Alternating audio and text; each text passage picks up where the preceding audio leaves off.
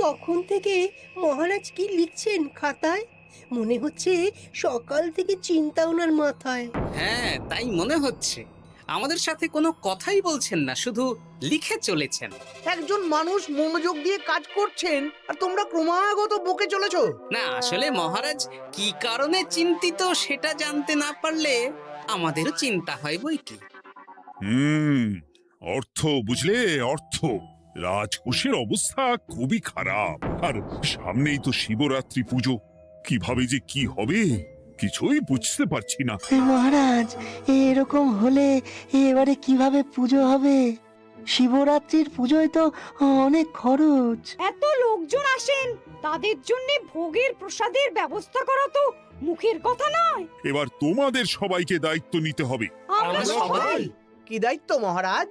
আমি গতকাল তোমাদের রানীমার সাথে এই ব্যাপারে কথা বলেছি। রানীমা কি বললেন মহারাজ? দেখো, তোমরা সব সভাসদেরা যদি মুক্ত হস্তে দান করো আর রাজকোষ থেকেও যতটা সম্ভব অর্থ সাহায্য দিয়ে এবারে পুজো এবং ভোগের আয়োজন তাহলে সুসম্পন্ন করা যাবে। দানের চেয়ে বড় পুণ্যকর্ম আর কি আছে? যে সভাসদ সবচেয়ে বেশি দান করবে তাকে পরে কিছু অর্থ সাম্মানিক হিসেবে দেওয়া হবে। আচ্ছা মহারাজ। তাহলে আজ রাজসভার আলোচনা এইটুকুই রইল, বাকি কথা পরে হবে। বলি গিন্নি, আমি খুব সমস্যার মধ্যে আছি বুঝলে।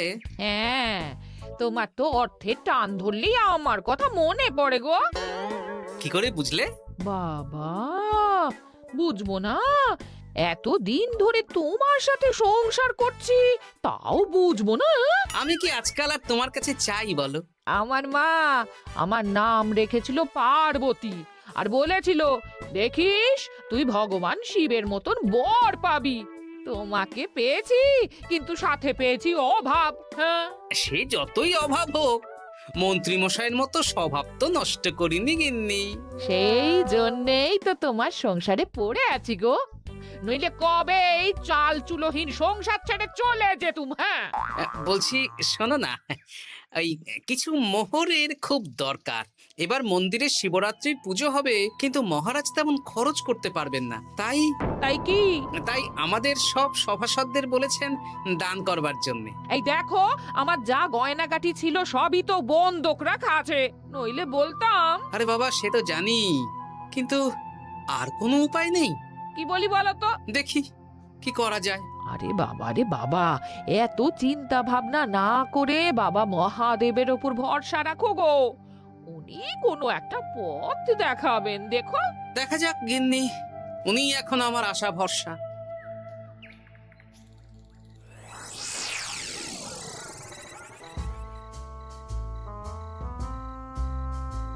আরে মন্ত্রী মশাই, আপনি তখন থেকে শুধু এদিক ওদিক করছেন কেন বলুন তো? তা কি করব? না, আমরা তো বুঝতে পারছি না আপনার কি হলো। জীবনে অনেক অপমানিত হয়েছি, অনেক মার খেয়েছি, এবার সম্মান চাই। আর কেউ সম্মান না করলেও আমরা কিন্তু আপনাকে বেশ সম্মান করি মন্ত্রী মশাই। তোদের সম্মান আর মহারাজের সম্মানের মধ্যে অনেক পার্থক্য আছে। না, ওই এই ছোট মুখে বড় কথা বলছি মন্ত্রী মশাই, ক্ষমা করবেন। হ্যাঁ, মহারাজ আপনাকে কেন সম্মান করবেন? সামনে শিবরাত্রি, প্রত্যেক বছরের মতন এবছরেও গ্রামের মন্দিরে রাজবাড়ির তত্ত্বাবধানে পুজো হবে, আর সেই পুজোয় আমাকে দান করতে হবে। তা করুন, আপনার কি অর্থের অভাব নাকি? আরে বাবা, সব অর্থ দিয়েই তো তোদের গিন্নিমার গয়না বানিয়ে দিয়েছি, আমার হাতে আর আছে কই? ও, এই সামান্য ব্যাপার।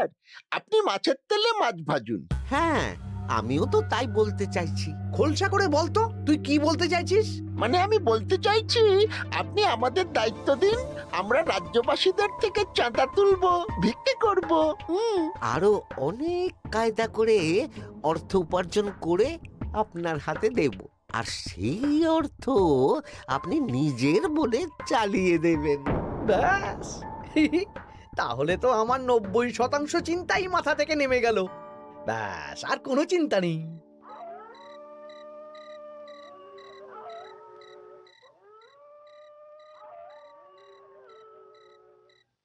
কি গো, এত রাত হয়ে গেল, এখনো ঘুমোচ্ছ না কেন বলো তো? হ্যাঁ, খুব চিন্তা হচ্ছে গো গিন্নি, এখনো বুঝে উঠতে পারিনি যে কি করে দান করব। শুধু অর্থদানই কি দান নাকি গো? শিব ঠাকুর তো আমাদের প্রত্যেকের মধ্যেই রয়েছেন গো। হ্যাঁ, তা তো তিনি আছেন। তুমি বরং ভক্তদের সহযোগিতা করো। পুজোর দিন ভক্তরা দূর থেকে যাতে মন্দিরে আসতে পারে সেই ব্যবস্থা করো। মন্দির প্রাঙ্গণ পরিষ্কার পরিচ্ছন্ন রাখো। হ্যাঁ, ঠিক বলেছো গিন্নি, এটা তুমি ঠিক বলেছো।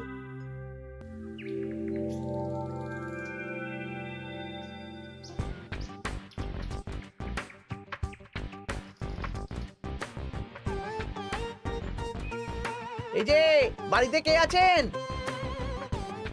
মন্ত্রী মশাই বলুন। তা প্রত্যেক বছরের মতন এই বছরেও তো শিবরাত্রি উপলক্ষে মন্দিরে পুজো হচ্ছে, জানেন তো? হ্যাঁ, সে তো জানি, কিন্তু আমার গিন্নির পায়ে এত ব্যথা যে এবারে আর জল ঢালতে যেতে পারবে বলে তো মনে হয় না। তাতে কি, আপনি দান করুন, বাবা দূর থেকে আশীর্বাদ দিয়ে দেবেন। দান? তা কিসের দান? এত ধুমধাম করে পুজো হবে, তার দান। এ কি, এতদিন ধরে মন্দিরে তো দান দেওয়ার কোনো ব্যাপার ছিল না। এবার আছে। দান করা সবচেয়ে বড় ধর্ম। আহ, আমরা বুড়ো বুড়ি খুব অল্প অর্থে সংসার চালাই। আমাদের ছেলে যেটুকু পাঠায় তা দিয়েই চালাই। আমরা আর কি দান করব মন্ত্রী মশাই? দরকার হলে কদিন না খেয়ে থাকবেন, বাবার নামে উপোস করবেন, আর যে দান করবে না আমি তাকে এই রাজ্যে থাকতে দেব না। ওরে বাবা রে, দিচ্ছি দিচ্ছি দিচ্ছি। আর শুনুন, এই দানের ব্যাপারটা যেন 5 কান না হয়, নইলে কিন্তু। ওরে বাবা, না না না, ঠিক আছে ঠিক আছে। আজকে সারাদিনে ভালোই রোজগার হয়েছে, কি বলিস বটা? হ্যাঁ, কালকে আবার সারাদিন চাঁদা তোলা হবে। চাঁদা নয়, বল চাঁদার নামে দান তুলছি। হ্যাঁ, আর যা ভয় দেখাচ্ছি, কেউ ভয় মুখ খুলবে না। এই তো যাই, এরকম চলতে থাকলেই আমাকে সেরার সেরা দানি হওয়া থেকে কেউ আটকাতে পারবে না। এই তুমি এই ভর দুপুরে বস্তা কাঁধে নিয়ে কোথায় যাচ্ছ গো? একটু জঙ্গলের দিকে যাচ্ছে গিন্নি, শুকনো কাঠ নিয়ে আসি। পুজোর দিন তো ভোগের রান্না করতে জ্বালানি লাগবে, দেখি শুকনো কাঠ নিয়ে রাজবাড়িতে দিয়ে আসবো। বেশ বেশ বেশ, যাও। হে দেবাদিদেব মহাদেব, তুমি একটু দেখো বাবা।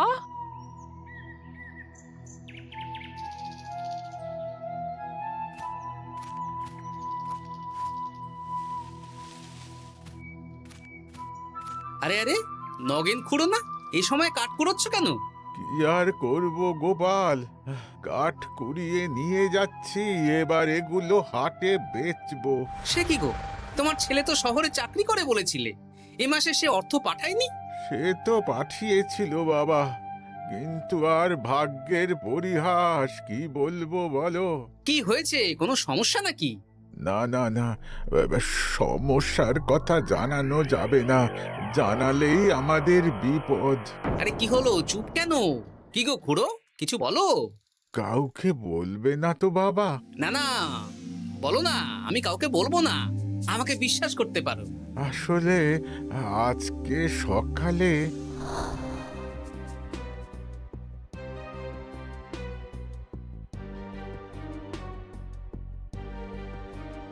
হ্যাঁ, মন্ত্রী মশাই? হ্যাঁ, শুধু আমাদের বাড়ি থেকে না, গ্রামের সব বাড়ি থেকে তুলেছে। ঠিক আছে খুড়ো, তুমি নিশ্চিন্তে থাকো। আর আমার চিন্তার শেষ নেই। আমার গিন্নির কদিন ধরে এত পায়ে ব্যথা যে এবারে অতটা হেঁটে মন্দিরে বাবার মাথায় দুধ ঢালতে যেতে পারবে না। ঠিক আছে, তুমি একদম চিন্তা করো না, আমি দেখছি কি করা যায়।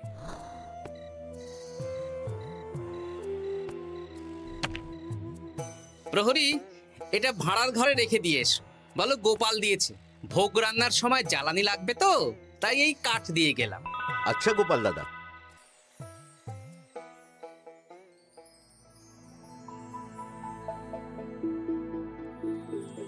তারপর সবাই কিছু অর্থের যোগান করতে পারলে মহারাজ, আমি 5 মোহর অর্থ সাহায্য করতে চাই।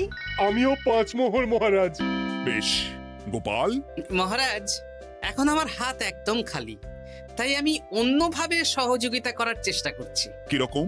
এই তো গতকাল আমি 1 বস্তা কাঠ দিয়ে গিয়েছি, আজকে আরো দেব। তারপর আগামীকাল মন্দির চত্বর পরিষ্কার করব, আগাছা পরিষ্কার করব, পুজোর দিন ভিড় সামলাবো, যারা দূর থেকে আসবে তাদের একটা গরুর গাড়ি করে নিয়ে আসবো। আচ্ছা, বেশ বেশ, কর। মন্ত্রী, মহারাজ, এই নিন। এতে 200 মোহর আছে, আমি আরো দান করব, আপনি কোনো চিন্তা করবেন না মহারাজ। বাহ বাহ বাহ বাহ বাহ, এ তো বিশাল ব্যাপার। আমি জীবনে অনেক পাপ করেছি, তাই এখন দান করে একটু যদি পুণ্য লাভ হয় সেটাই আশা। বেশ বেশ। পণ্ডিত, তুমি আর রাজবৈদ্য তাহলে পুজোর দশকর্মা দ্রব্যাদি কেনাকাটা শুরু করো। এখন ধারে নিয়ে আসবে, পুজোর পরে সব শোধ করে দেওয়া হবে। আচ্ছা মহারাজ, ঠিক আছে। তাহলে আজকে আমি আর পণ্ডিত মশাই দুজনে বাজারের দিকে যাব আর সব দশকর্মার দ্রব্যাদি কিনে নিয়ে আসব। হ্যাঁ হ্যাঁ, তাই কর।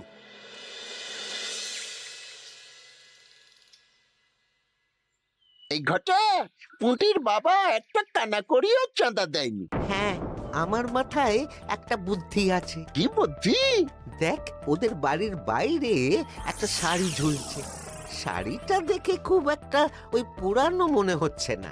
ওটা হাত সাফাই করে বাজারে বেচে যা অর্থ পাবো সেটাই মন্ত্রী মশাইকে দেব, তাই তো? একদম তাই।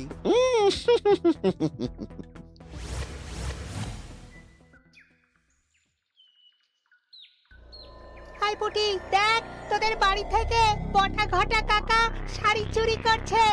হ্যাঁ, তাই তো। ন্যাপলা, ওরে বাবা রে, মরে গেলাম রে, ওরে মরে গেলাম। পালাও পালাও পালাও, ওরে বাবা। এই কি হয়েছে রে? চিৎকার করছিস কেন? আর বটা ওভাবে পালালো কেন? এই বটা ঘটা কাকা ওই পুটির মায়ের শাড়ি চুরি করে পালাচ্ছিল, আমরা ধরে ফেলেছি। সাব্বাস, এই তো চাই। তার মানে মন্ত্রী মশাই এখন দান করার জন্য চুরিও করাচ্ছে। বাহ! কি ভাবছো গোপাল দাদা? না, কিছু না। আচ্ছা পুটির বাবা, তোমাদের বাড়ি মন্ত্রী মশাই চাঁদা তুলতে আসেননি? এসেছিলেন তো, কিন্তু আমি বলে দিয়েছি আমি পারবো না। নিজেদের বীজ ধান কেনার অর্থ নেই, চাঁদা দেবো কি করে? আচ্ছা, এই ব্যাপার, এবার বুঝতে পেরেছি। অনেক ভয় দেখালেন, চমকালেন, কিন্তু কিচ্ছু দিইনি। তাই বটা ঘটা চুরি করতে এসেছিল, বুঝেছি। বেশ, এই সাবধানে থেকো। কিভাবে যে সংসার চালাবো? শোনো পুটির বাবা, তুমি এক কাজ করো। বলো। জঙ্গলে অনেক ধুত্র গাছ, আকন্দ গাছ আছে। তুমি পুজোর দিন সকাল থেকে মন্দিরের কাছে একটা ফুল মালা বেলপাতার দোকান দাও। এটা ভালো বুদ্ধি দিয়েছো। আমি তো এখন মন্দির প্রাঙ্গণ সাফ সাফাই করতে যাচ্ছি, আমি বরং কাজের ফাঁকে তোমার জন্য একটা ছাউনি দিয়ে মন্দিরের কাছে দোকান বানিয়ে দেব। তাহলে তো খুবই ভালো হয়। এই পুটি, তোরাও আমার সাথে চল, হাতে হাতে সাহায্য করবি। চল চল চল। চলো গোপাল দাদু।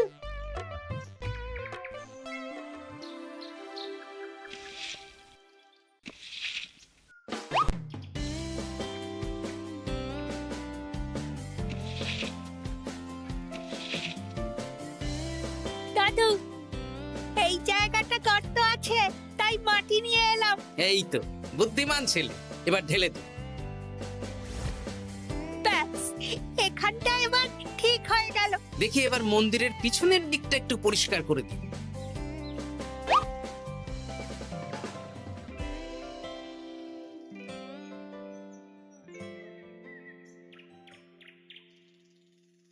জয় মহাদেব। কি কিসের আওয়াজ হলো? হ্যাঁ দাদু, কিরকম একটা টং করে আওয়াজ হলো। দেখি তো। আরে বাবা, এটা ঘোড়া মনে হচ্ছে। হ্যাঁ তাই তো মনে হচ্ছে। জয় মহাদেব। বের করো বের করো। এই তো।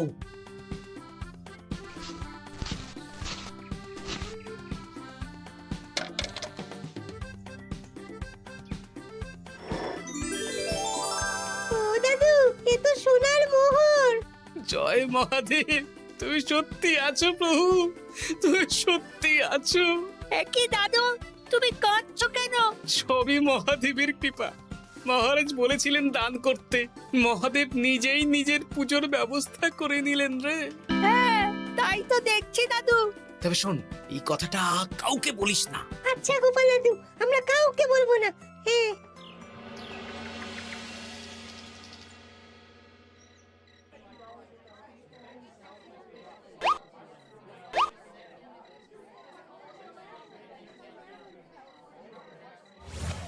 এবার আগামীকাল পুজো।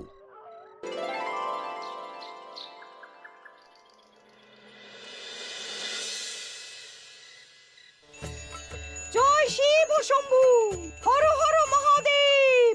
হে প্রভু, হে মহাদেব, জগতের কল্যাণ করো ভোলানাথ। জয় শিব শম্ভু। জয় জয় শিব শম্ভু, জয় শিব শম্ভু। বাবা দেখো বাবা, বাহ বাহ বাহ বাহ, এই তো সব ভালোই হচ্ছে। ভালো তো হবেই মহারাজ।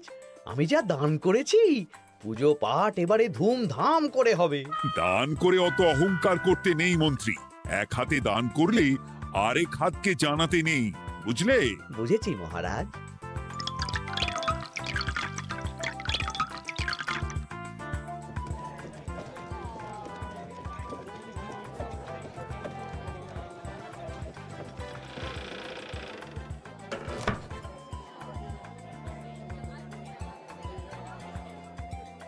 আসুন খুড়িমা, আপনি আসুন।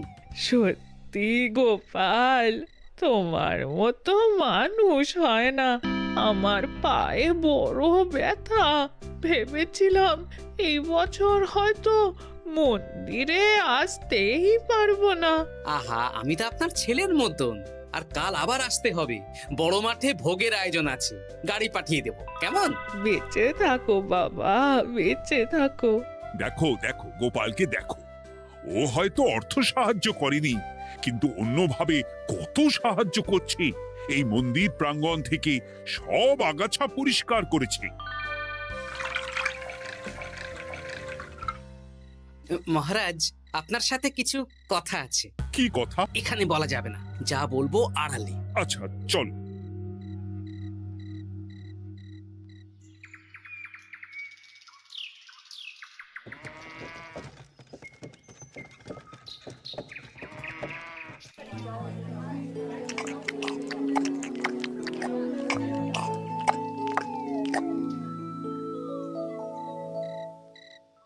আজ সান্ধ্য সভায় সবাইকে আমি ডাকলাম, তার একটাই কারণ। কি কারণ মহারাজ? কি বলবেন আজ? গতকাল শিবরাত্রির পুজো আর আজ বেলার পুজোর ভোগ গ্রহণ পর্ব বেশ ভালোভাবেই সুসম্পন্ন হলো। এতে আমি খুব খুশি ও শান্তি পেয়েছি। তাই মহারাজ আমাকে সম্মান প্রদান করবেন, তাই তো? আমার মনে হয় আমি সবচেয়ে বেশি দান করেছি। না, তুমি তো কোনো নিঃস্বার্থ দানই করনি। মানে আমি যে কত মোহর দিলাম। ওগুলো তো লোকজনকে ভয় দেখিয়ে দানের নামে চাঁদা তুলে দিয়েছো। সেরেছে, সব জেনে গেছেন। হ্যাঁ, সেই জন্য সম্মান নয়, তোমাকে শাস্তি দেওয়া হবে। ওরে বাবারে, ভুল হয়ে গেছে, ভুল হয়ে গেছে। ক্ষমা করুন মহারাজ, ক্ষমা করুন। এসব ক্ষমার অযোগ্য ভুল। যাই হোক, মহাদেবের কৃপায় মহাদেবের পুজো হয়েছে। তুমি যে অর্থ লোকজনের কাছ থেকে তুলেছিলে সেটা লোকজনের মধ্যেই বিলিয়ে দেওয়া হবে। তাহলে পুজোয় যা খরচ হলো তার বকেয়া কিভাবে মেটাবেন? সেটার ব্যবস্থা তো স্বয়ং মহাদেব করেছেন মন্ত্রী মশাই। হ্যাঁ, মহাদেব কিভাবে? আমি একদিন বিকেল বেলা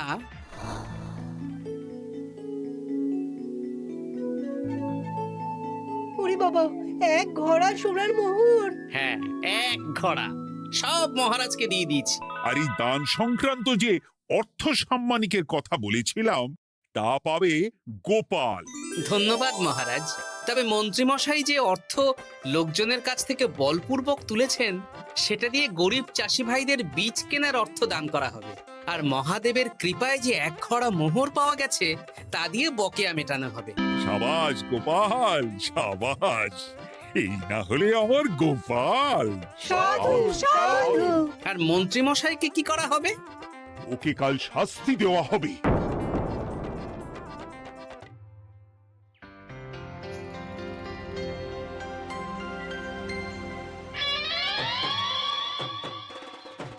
ও মহাদেব, ও শিব ঠাকুর, আমাকে ক্ষমা করে দিন, ক্ষমা করে দিন আমাকে।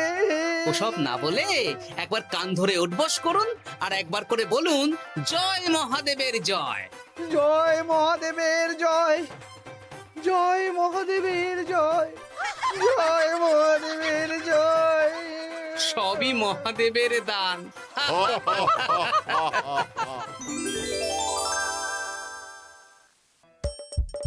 হাসির রাজা, জ্ঞানের রাজা, রসিক রাজা।